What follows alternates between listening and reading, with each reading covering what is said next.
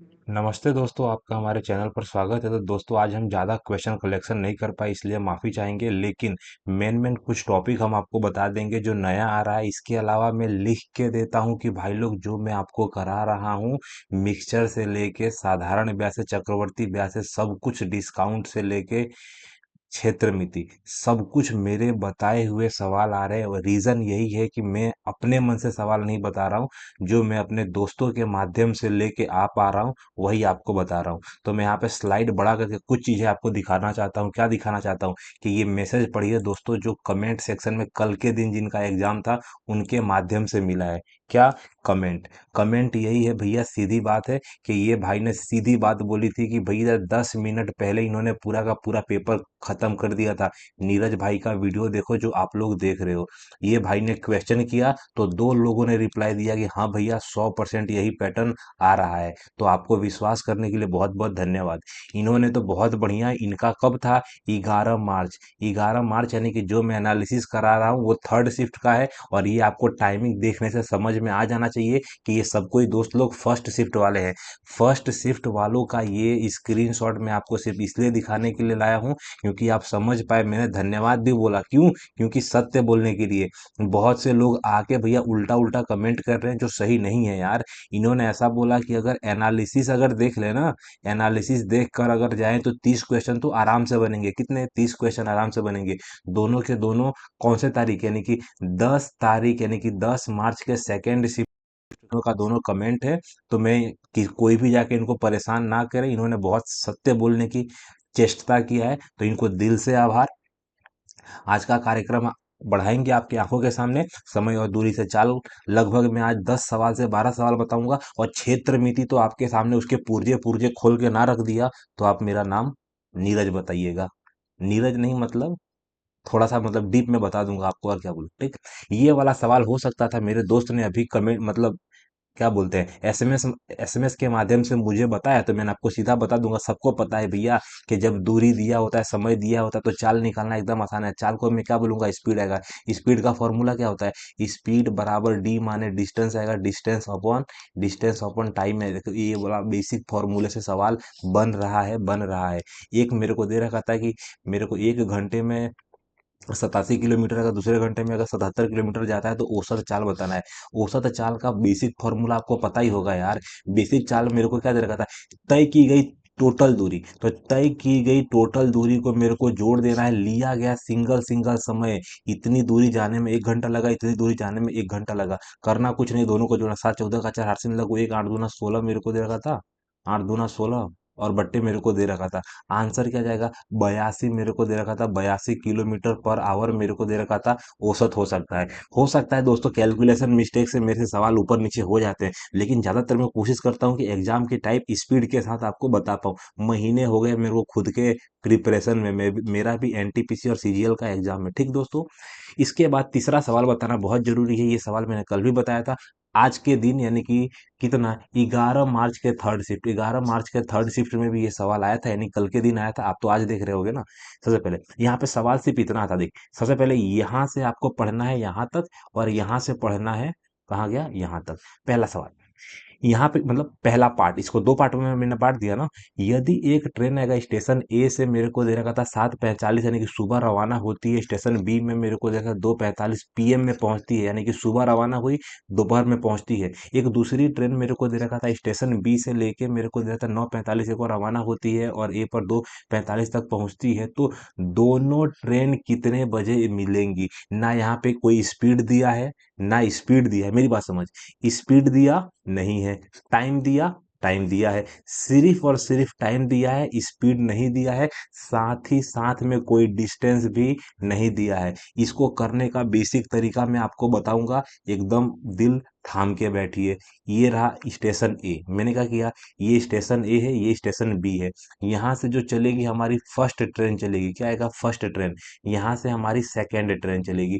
दोनों कितना टाइम लेंगी? तो टाइम मेरे को दे रखा था, अगर मैं बात करूँ, ये जो टोटल डिस्टेंस है वो भी मैं आपको निकालूंगा। सबसे पहली बात, जो हमारी पहली ट्रेन है ना, वो चलती है कितना, 7:45 पे। कितना, 7:45 पे। दूसरी कितने पे चलती है, 9:45 पे। यानी करना कुछ नहीं है, 7:45 से लेके इसको बी में पहुंचने में 2:45 पीएम लगता है। 2:45 पीएम। यानी कि 2:45 पीएम और 7:45 पीएम में अंतर कितना है, तो दोस्तों आ जाएगा 7 घंटे में। इसको क्या लिख दूंगा, 7 घंटे में पहुंचेगी। और जो दूसरी हमारी ट्रेन हो कितने घंटे में पहुंचेगी, तो दूसरी हमारी ट्रेन है 9:45 में। अगर 3 घंटा जोड़ दूंगा तो 12:45 हो जाएगा। 12:45 यानी कि 5 घंटे में।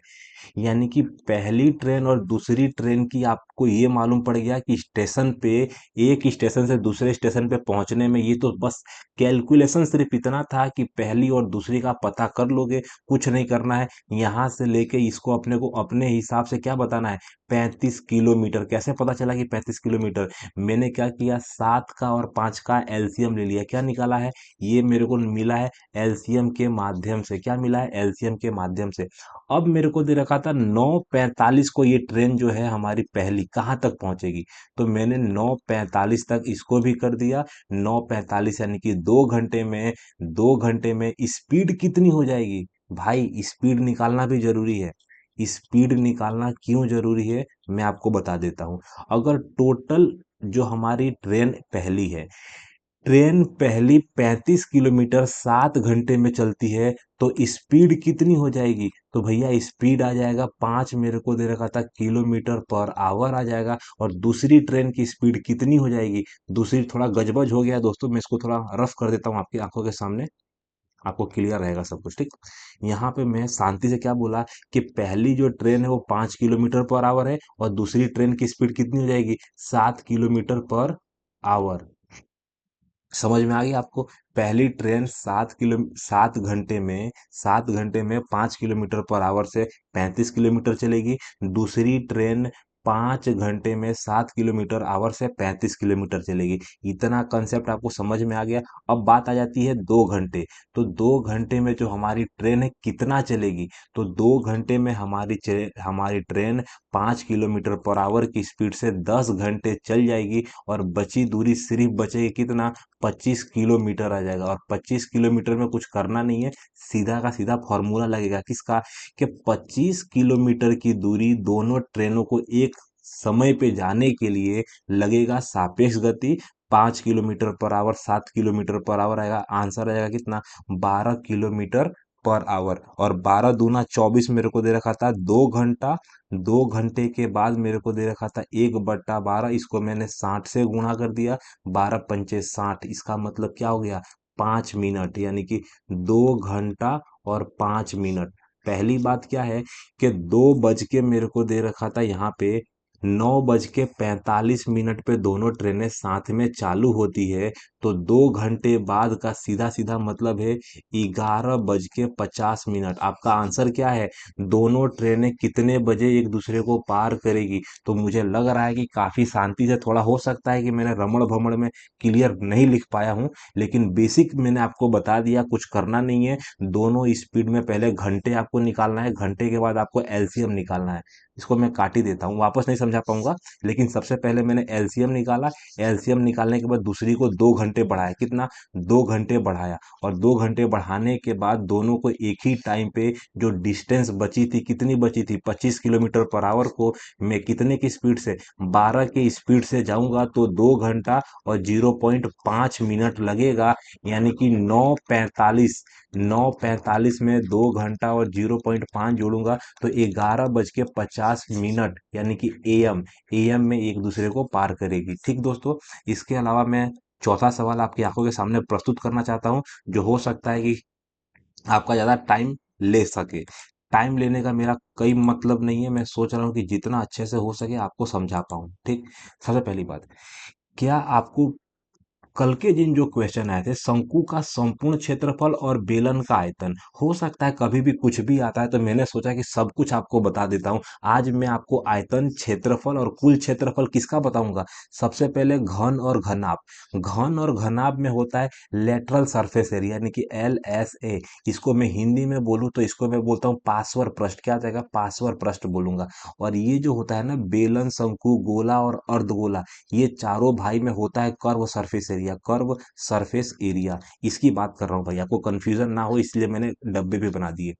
सबके आपको आकृति आनी चाहिए। जैसे कि सबसे पहले मेरे को दे रहा था, अगर ये बराबर है, यहाँ से मैं खींचूंगा तो ये मेरा क्या बनेगा, ये मेरा बनेगा घन। तो घन का डायग्राम आपकी आंखों के सामने है। घनाभ का डायग्राम बनाना है तो मेरे को क्या करना पड़ेगा, थोड़ा बड़ा सा लेना पड़ेगा और ऐसा डायग्राम करके बनाना पड़ेगा।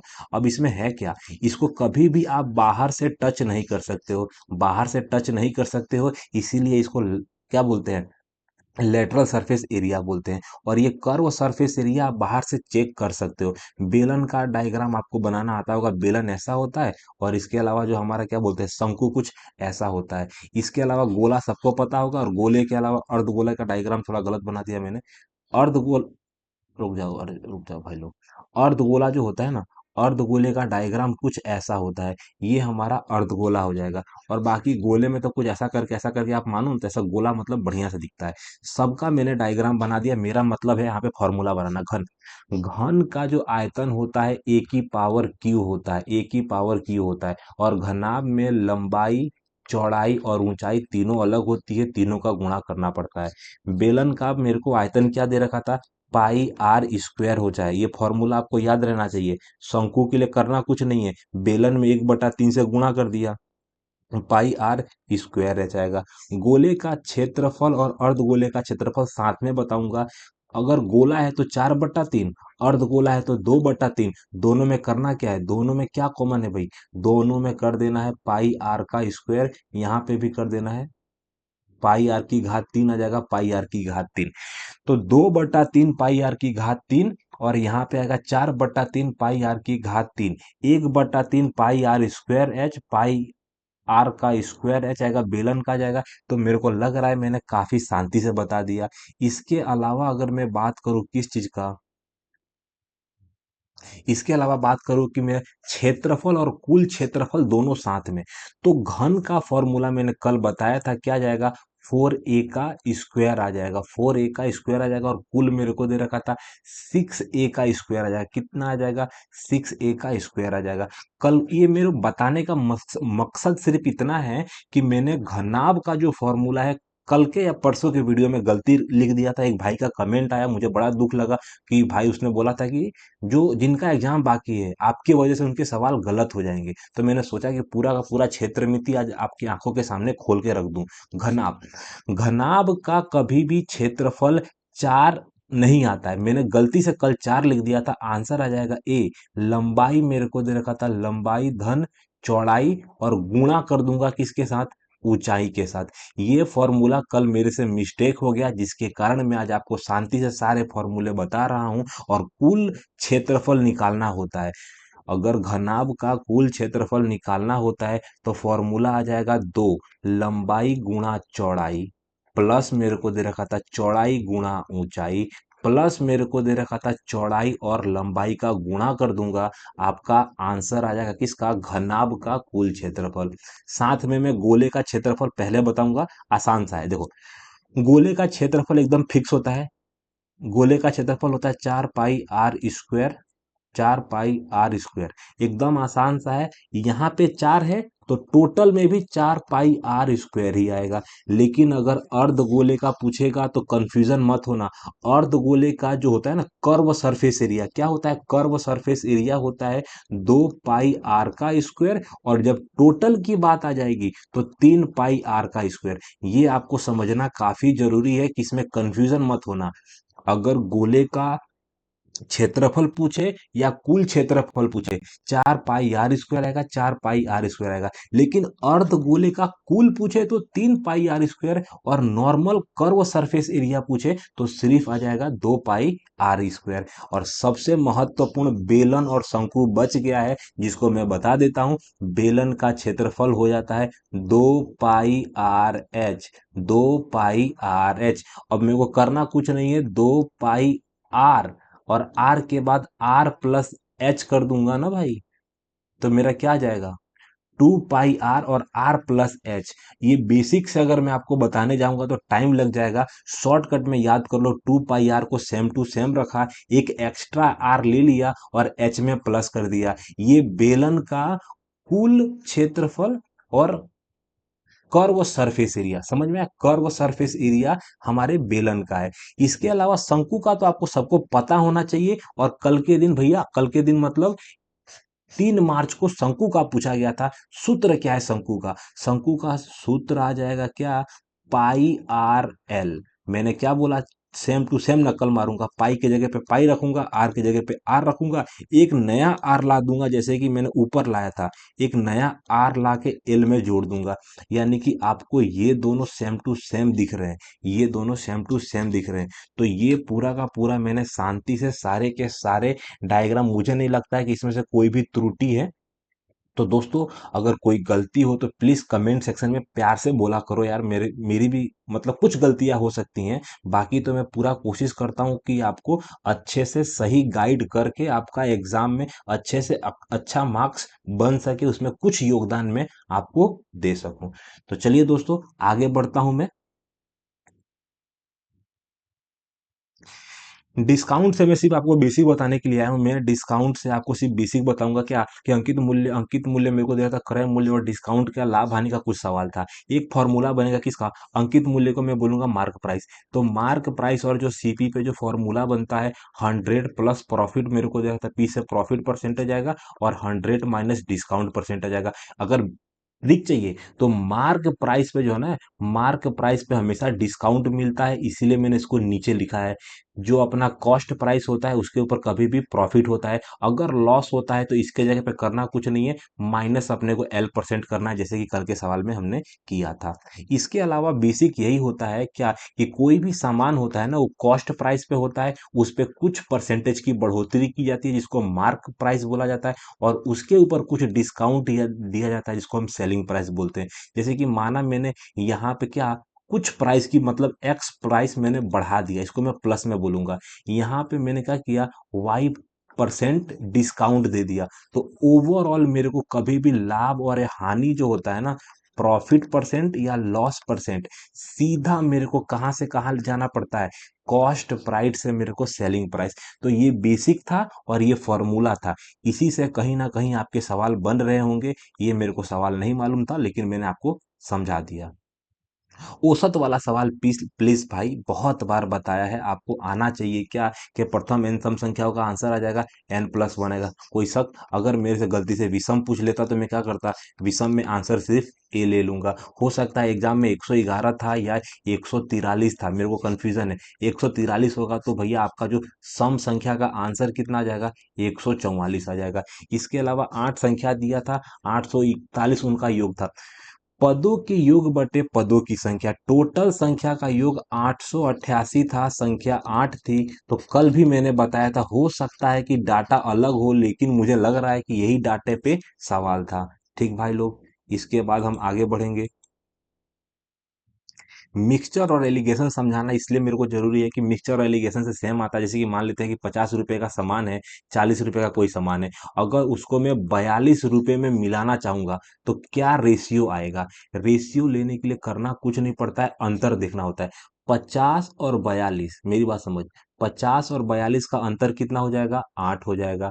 42 और 40 का अंतर देखना होता है, क्या आ जाएगा, अंतर। ये भाई का कोना कोनी देखना होता है, कोना कोनी देखने का 40 42 का अंतर कितना हो जाएगा, 2।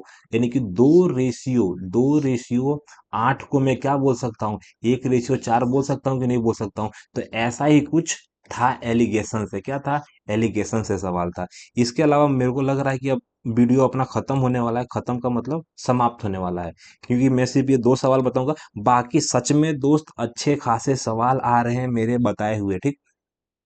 10वां सवाल, 11 सवाल में बेसिक ये बोलूंगा कि 20% की दर से 2 वर्षों का मिश्रधन दिया था। अब सबसे पहली बात, साधारण ब्याज। अगर मेरे को दे रहा था साधारण ब्याज का परसेंटेज बोलूंगा, मेरे को पता नहीं सवाल क्या था, तो 40% हो जाएगा। अग सॉरी, साधारण ब्याज। अगर मैं कंपाउंड इंटरेस्ट 2 साल का बोलूंगा तो 20% का 2 साल का कितना हो जाएगा, 40 4 44 मेरे को दे रखा था ना, 44% आ जाएगा ना, 400। हाँ, 44% आ जाएगा, ठीक। तो मेरे को क्या दे रखा था, तो 3 साल का ब्याज पूछा था भाई। 3 साल का ब्याज पूछा था, मिश्र धन दिया था।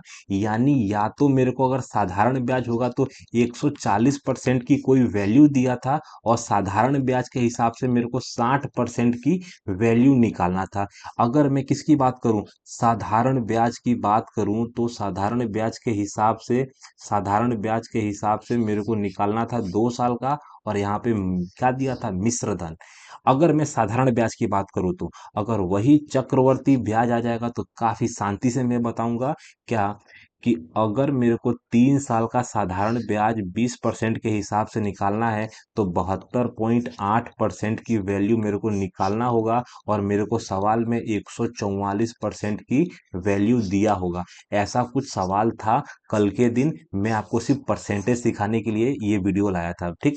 यहाँ पे क्या था कि 10% वार्षिक दर से अर्धवार्षिक रूप से, नहीं कि 2 साल का संयोजित संयोजित ब्याज। कभी भी ये संयोजित होता है ना, मान लेते हैं कभी चक्रवृद्धि मेरे को नहीं दे रखा था, कभी चक्रवृद्धि नहीं दिया तो संयोजित भी दे दिया है ना, तो समझ जाओ कि भैया वो चक्रवर्ती ब्याज का फॉर्मूला है। परसेंटेज को तुमको 5% करना है, ये 5% को 4 बार का तुमको ब्याज निकालना है। 4 बार का ब्याज निकालने का है, चुपचाप मेरे को क्या करना है, 4% का ब्याज यानी कि 20 के समान, सॉरी सॉरी सॉरी, 5% का सीधा सीधा मतलब होता है क्या, कि 20 के समान में तुमको एक का ब्याज मिला। यानी कि मान लेते हैं कि अगर मेरे को कुछ भी निकालना हो, जैसे कि मेरे को रुपया दिया है x रुपया, तो मुझे करना क्या है, 20 के समान में मेरे को 21 का ब्याज मिलेगा। कितनी बार मिलेगा, 4 बार मिलेगा। इसका सॉल्यूशन निकालूंगा, आंसर मेरा आंखों के सामने आ जाएगा। तो यहीं पे अपनी क्लास को मैं विराम दूंगा, यहीं पे अपनी क्लास को विराम दूंगा। हो सकता है कि मेरे साथ गलती ना हुई हो, अगर कोई गलती हुई हो तो प्लीज दोस्त प्यार से बोलिए, मैं अपनी गलती सुधार लूंगा। जय हिंद, जय भारत, मिलते हैं अगले वीडियो में।